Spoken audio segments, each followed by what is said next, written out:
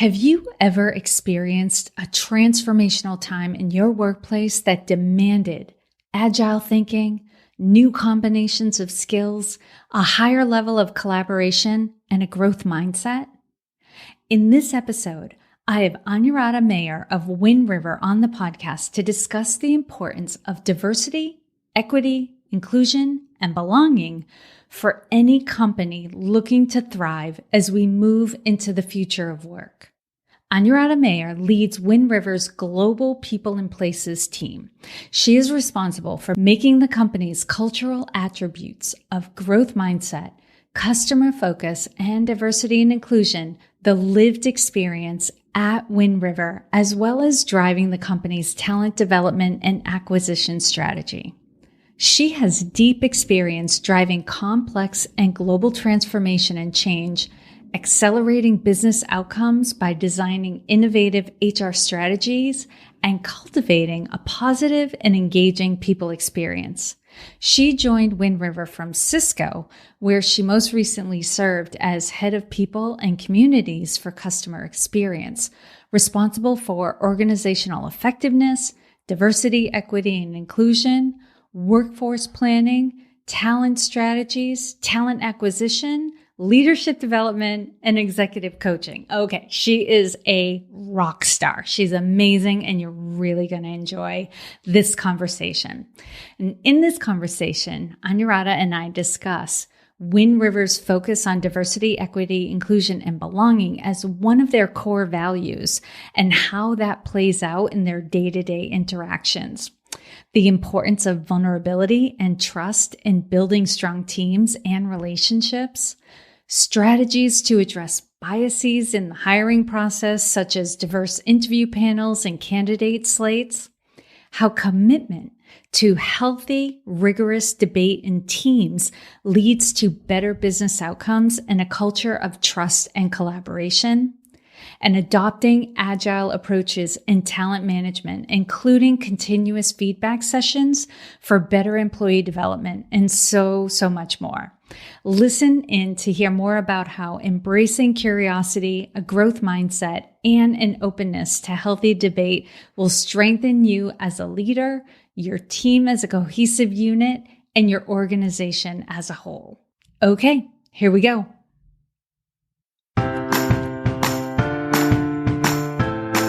If you are new to the Women Taking the Lead podcast, hello and welcome. I'm Jody Flynn. I'm the CEO and founder of Women Taking the Lead, a leadership development company that works with organizations and boards to close the performance gap by attracting, developing, and successfully promoting more women into senior levels of leadership. I help organizations realize these benefits through coaching, consulting, leadership development programs, and keynotes. I am now the past president of the board for the Maine Women's Conference, and I have the privilege and joy to work with women leaders to hone the skills and the mindset that allow them to grow into and then thrive in senior leadership. My specialization is working with women who are still stabilizing after their last promotion and those who want to be ready for the next one. If we are not already connected on LinkedIn, please send me an invitation to connect. You can find me directly at linkedin.com/in/Jody Flynn, or you can search on the platform for Jody Flynn. I'm very active on LinkedIn, so I should be at or near the top of the search results.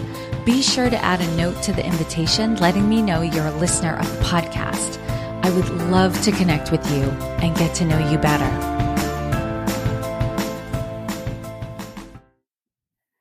Welcome to the Women Taking the Lead podcast, Anuradha.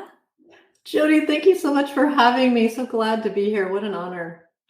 I'm honored, and I'm going to kick right off with sharing something with everyone, like really some amazing language that I read on the Wind River Diversity, Equity, and Inclusion and Belonging page. And for the sake of everyone and myself, I'm going to just use DEIB going forward, but wanted to make sure everybody knew what that acronym stood for. So I was on the Wind River Diversity, Equity, and Inclusion and Belonging page, and right near the top, I saw this quote. We are experiencing a transformational time in the workplace and in society that demands agile thinking, new combinations of skills and experiences, a higher level of collaboration, and a growth mindset culture. We know that a heterogeneous workforce benefits all of us. Inclusive and diverse teams produce original ideas, increase creativity, and are more productive. I can't agree more, but we're going to dive into this a little bit. Like, I read this and I was like, oh, yes, she just articulated something that has been kicking around in my head for quite a while. Before we dive into how do you get there, share with us some examples of how this is actively playing out at Wind River currently. I love this question, and I'm so glad you honed in on that particular piece because we are so passionate about DEIB and Wind River, and it's is squarely in our values. And so our three main values are customer focus, having a growth mindset, and diversity and inclusion. And we believe the world is diverse, and the planet, and inside Wind River, we should be representing everyone on the planet. So that's one of our major beliefs. And these values carry into how we reward people, how we highlight, even things like promotions. When we think about one of the first things when I came to Wind River, I was in a session where we were talking about promoting some of our leaders. And we talked about, do they have a growth mindset? Are they focused on the customer? Do they embrace diversity of thought? So these are, they're weaved through how we run our business. And what do you see in the culture? Like, if somebody didn't know your values and they just got a window into day-to-day comings and goings at Wind River, I'm sure you're all spread out and there are various divisions and departments and things. But if they were to pop into any of the different areas of Wind River, what would they see that, would without knowing what the values are, would see those values in action? Yeah, I love that question. When I first came to Wind River, I went on a listening tour and I met 350 people in small group listening sessions. It was phenomenal to meet all these people and to hear what's on their mind. And one of the things that I heard, and that comes up when you're in conversation with people, is this, I mentioned the focus on the growth mindset. And we also have a boot camp. It's called Grow. And it's focused on how do we develop this growth mindset? Because it's not one of those things that you can wake up, Jody, and say, I have a growth mindset. we have to practice, we have to learn, we have to unlearn some things.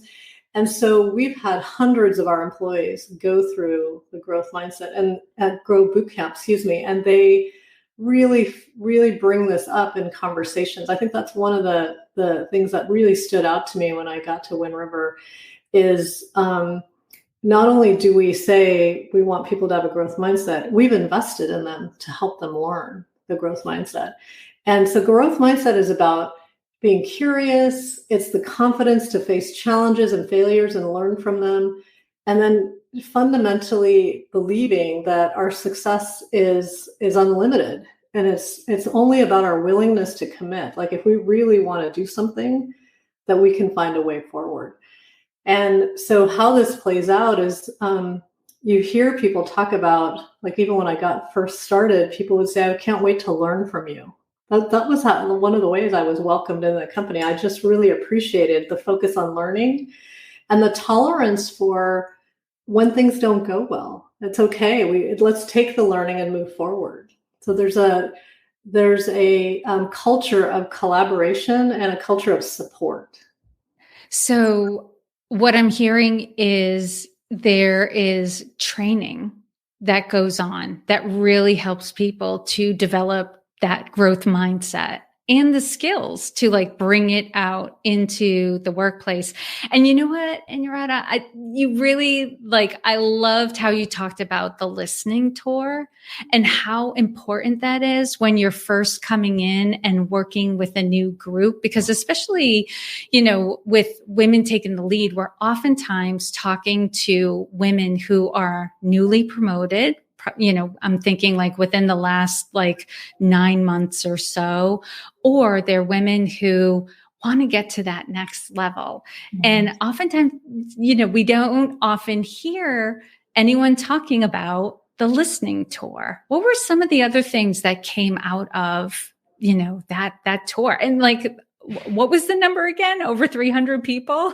Over 300. And I continue to listen. I at least have 3 listening sessions a month, because I think it's really important to keep your fingers on the pulse of what's happening in an organization. And I listen to different, you know, segments of our workforce, like women in sales and first line managers, our executive population, people in countries that maybe don't get as much attention. And some of the things that came out of it, I rolled up themes to our executive team. And one of the things that was kind of loud and clear is that Wind River is this great company. Like our Glassdoor ratings are awesome. Like the way people talk about the company inside the company was so phenomenally positive, but it's not well known. Like in our industry, we're not well known. And so one of the things that we have invested in a huge way is our brand. And you know, now we are certified as a great place to work in 6 countries. That's just one example of how we focused on our brand. And we've had all these people inside the company like posting on social media. They're so proud. And so we want to have from an attraction standpoint, but also from how people feel inside the company about how proud they are to work for Wind River. We want to really exploit that feeling and have people know that this is a great place to work. Yeah. Thank you for that reminder. I meant to say congratulations to you, because you mentioned getting best places to work in 6 countries, which also qualifies you to proclaim you are a global best place to work as well. So congratulations. That's amazing. And a great segue to another thing I wanted to just dive a little deeper into, and I know you have examples of this from your own career, but like I know, just putting myself into the headspace of a lot of women who are listening right now is like, how do you bring that to life? Like, how do you do that in your own workplace? Can you share with us some ideas or tips or strategies for really bringing DEIB to the forefront in your own workplace? One of the things that we really want to celebrate is the people inside Wind River that have different views. And one of the ways you can do that is through our employee resource groups. So we had 3 when I first joined. We had a women's group, and as one example, and this women's group was doing great things. They continue to do great things. We've added a couple more ERGs, including a neurodiversity ERG and a pride ERG. And we're so proud that there is so much energy. So these people come together, they have a common, you know, interest, they support each other. And then we have a bunch of allies as well. That we have one leader, for example, who has neurodiverse children. And so he's part of this employee resource group, and he has supported other people. He has gotten support as well. And we understand their unique needs as well. So that's a really important one for us, is that we understand what are the needs of some of these for some of these groups, and how do we support them in a better way. And that's one of the things that took some time to stand up, but now has created some really healthy tension and some better outcomes for us, because we're having conversations we've never had before, particularly on things like neurodiverse and pride.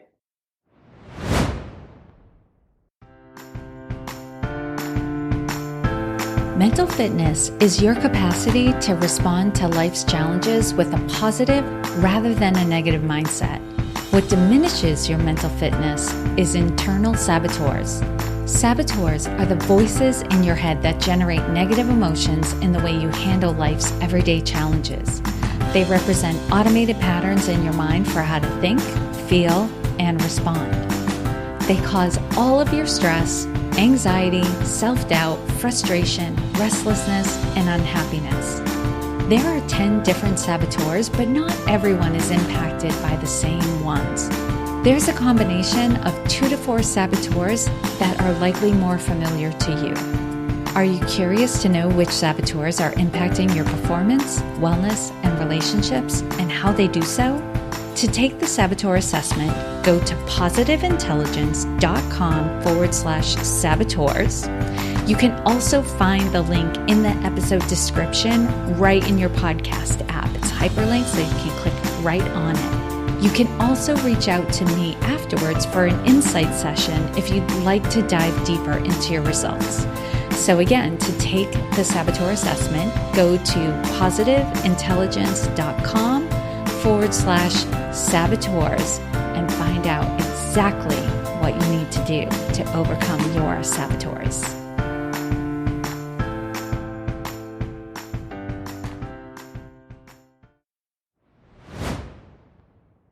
Okay, another thing I want to underscore in what you said, because oftentimes where ERGs fail and where they become, just venting groups is there's not an ally sponsor of the group. You need somebody who's in senior leadership who is sponsoring this group and making sure that what comes out of these groups is being heard and addressed and all of that. And it sounds like that is all in place.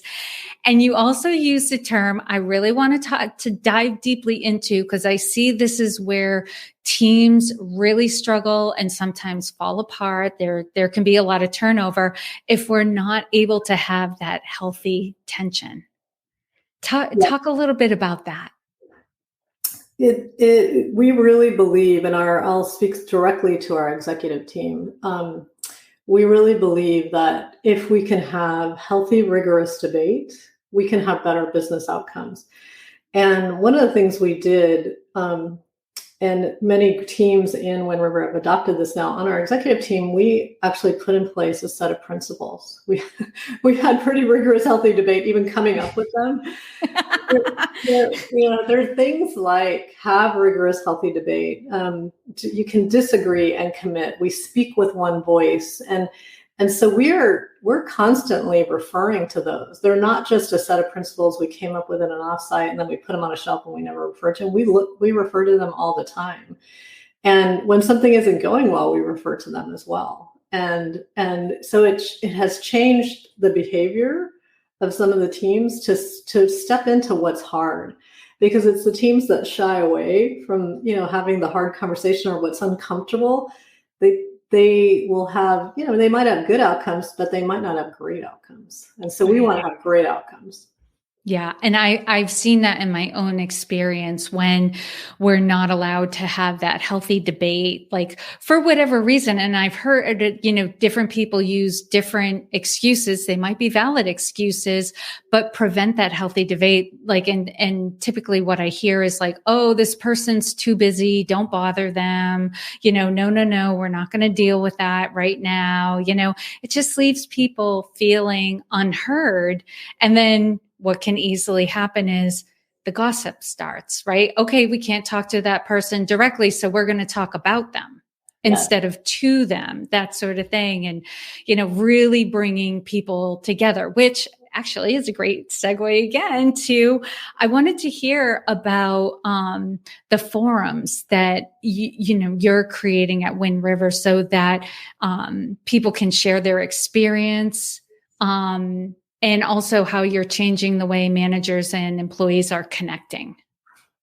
We've had a number of panels as part of our employee resource group. So we had one on Pride, and we had a number of people inside the company just share their story about what their experience has been like in life and at work. And they actually gave people advice on how do you interact? What's the best way to approach? What's the way you can bring this into conversation? What's okay? What's not okay? So it was a great form of education. One of the first things when I got to Wind River was the women's group invited me to do a session on resilience. And they asked me to tell my story about having breast cancer and being a survivor and making a change from a big company to a little company. They asked me to tell the whole story. And I was just blown away that this was brought into conversation in a very authentic way. And it was supported by our executive team as well. So again, not shying away from, topics that are, sometimes can be a little awkward or uncomfortable. I can really appreciate that, Anuradha, because, I've been utilizing and working with positive intelligence with my clients and with organizations. And something I've taken away from the training for myself and that I've been passing on to my clients and the groups I'm working with is, the currency of trust is vulnerability. You have to be willing to be at least 10% vulnerable in order to build trust, because without a little bit of vulnerability, when we're all protecting ourselves, not necessarily hiding things, but not sharing them either, it makes people feel like they can't do it either. And the moment we share a little bit, other people feel permission that they can do it as well. Absolutely. We had this great moment in one of our town hall sessions where, one of our people asked about wellness. And 3 of us on the executive team have had some health issues, and all 3 of us talked about your wellness, your caring for yourself is number one. Everything else is way down on the list. It is number one. So we really wanted to send the message that health is wealth, and we care about this. We prioritize it at Wind River. And so that's why we were very, very vulnerable as leaders about our own health things. You're going to make my heart explode. So let's let's talk about another tense topic. And I've heard this start to get addressed recently is training and tips for how to address bias when we see it in the moment. It's such an important topic because we all have them. That's number one. First of all, we all have biases. It's about being aware of them. What are our biases and doing some learning around that, and then creating a system and around how do we, really, really decrease the bias in our system. So, for one example, is that we are in our hiring process. We are doing diverse interview panels, and so when we have an interview approach, we make sure that there's diversity in the panels, the people that are doing the interviews, and that our slate of candidates is also diverse. And so when this is one example of the system, but what happens, and this is proven in science, is you have diverse interview slate, you have diverse interview panels. Guess what? You get a more diverse workforce. And so it's just about leveling the playing field and decreasing that bias because you have voices, especially in the interview panel, that are more diverse. Mm-hmm. And what a great experience for the candidate, right? Because if you research a company and they have, something on their homepage that says, this is our diversity, equity, and inclusion statement, this is what we believe. And then you show up for an interview and the people are very homogenous. Then you're like, what's going on? Right, exactly. So that experience in the interview, seeing someone that's similar to you, that changes the game. It changes the game. So when I was considering my move, and coming to Wind River, I looked at what was the makeup of the executive team. What is the makeup of the board? What do I see myself as part of this organization? It was really important to me. And look, people inside the company, people that are looking at companies like Wind River, they're doing the same thing. They're doing the exact same thing. Anything else you want to share that you're really proud about going on at Wind River? We are just starting this, but we're looking at, how do we increase our talent pools and to have talent pools that are much more diverse. So partnerships with, Blacks in engineering is one example. Like, how do we have more of those so that we have access to greater diverse talent? And so we're just standing this up now, but we're really proud that we have a focus on this. And again, it's so supported by our executive team. Yeah, I can't tell you how often I hear the excuse and I just roll my eyes like, we can't find anybody. It's like, where are you looking? Yes. You're not giving it an effort. So that's fantastic. Okay.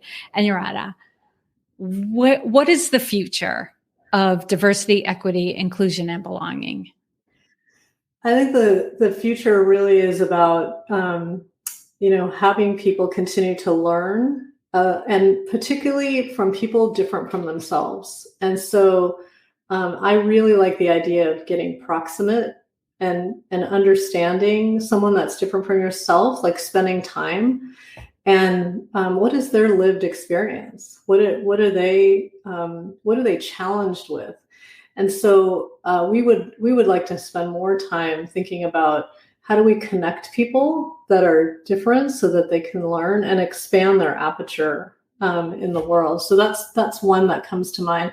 And the other one is, how do we continue to have an agile environment? One of the things that we did just after I started was we looked at how we were doing performance reviews, and it was like this kind of annual performance review, and we have changed it. So now it's always on. So we have conversations about performance, and they're no big deal. They're not this like talk at the end of the year.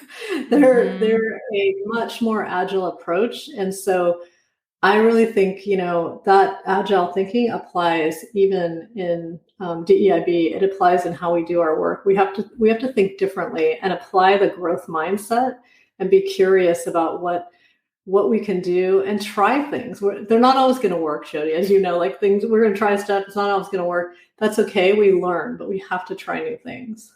Yeah, it's interesting that you brought that up. I only heard this year that companies have already started to now. Normally it happens at the enterprise level. They tend to be like very cutting edge. So the big companies are like trying new things, but more and more companies are doing away with the traditional performance evaluation and review meeting. And instead they're having touch point meetings. So at no point should you be surprised about whether or not you're meeting expectations and how you're performing and that sort of thing, because you're right. It's not very inclusive and it doesn't create a sense of belonging for someone to get surprised once a year. Remember that, like back in the day when you would just be tense, like what curveball is going to be thrown at me that I'm like, I've not been meeting expectations and not even aware that Yes. I haven't been meeting expectations. Like those days are gone. The future is that is going away. Exactly. So that we can have real conversations and better outcomes. We actually, in our last quarter, we call them sync ups quarterly. So leaders meet with people on their team and they have a sync up discussion. They're very forward focused. They're not as much about the rear view mirror, but they're about, hey, what are we going to do in the future? And what do you need? We actually have leaders ask the question, what do you need from me as your leader? And we surveyed people and asked, what was the experience like for you to have this sync up discussion? And 97% of people that were surveyed or that responded, they said it was a really positive discussion. And I feel like I understand and I'm aligned with my leader on my priorities. That's exactly what we're after. Oh, I love that. Any final thoughts before we start to wrap up? I just would say, be curious. Be curious about topics like DEIB. Be curious about, people that are different from you, and how can you apply a growth mindset in topics like this, and stepping into what's a little spicy, what's a little edgy and difficult, to not shy away from that, because there's so much goodness and magic that comes from it. Anuradha, I knew I liked you right from the start because I just released an episode that came out right before this episode is coming out on how curiosity is the key. It is the key. Like, it's the beginning. It's not all encompassing, but without curiosity, you're not going to get very far. And that is definitely a character trait to keep building and keep building and keep building, and talking about that growth mindset. You know, you've got to have curiosity, like, and just in a sense of like being okay with like, I'm not there yet. Yes. But I'm going to get there. Yes, that's exactly a growth mindset, Jody. I am not there yet, but I'm going to get there. Yeah. And Anuradha, where can everyone find you if they, because this has been a fantastic conversation. There's so much we can learn from you. What is the best place for people to connect with you? You can connect with me on LinkedIn, and you can go to the Wind River, career page as well. That's a great way to connect with us. And I look forward to hearing from people. I really enjoyed this conversation so much, Jody. I'm definitely going to get the link to that career page from you so that it will be right in the show notes. So if you are listening on your phone or a device, just go into the description of the podcast and you'll find those links right there. You can connect with Anuradha on LinkedIn, and you can go to the Wind River careers page to check out any career opportunities that they have. Anuradha, thank you so much for taking the time to inspire and enlighten us. We are better for having met you. Oh my goodness, Jody, it's been such an honor. This conversation was really fantastic. And I love to talk about these topics. And thank you again for inviting me.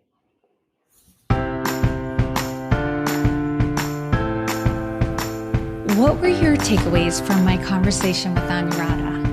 What is something your organization is doing, or you'd like to see your organization doing, to create a more diverse, equitable, inclusive environment in which everyone knows that they belong? Head over to LinkedIn to share your thoughts and takeaways on the post corresponding to this episode, and spread the word by sharing this episode with a friend. As always, I hope this was of value to you, and here's to your success.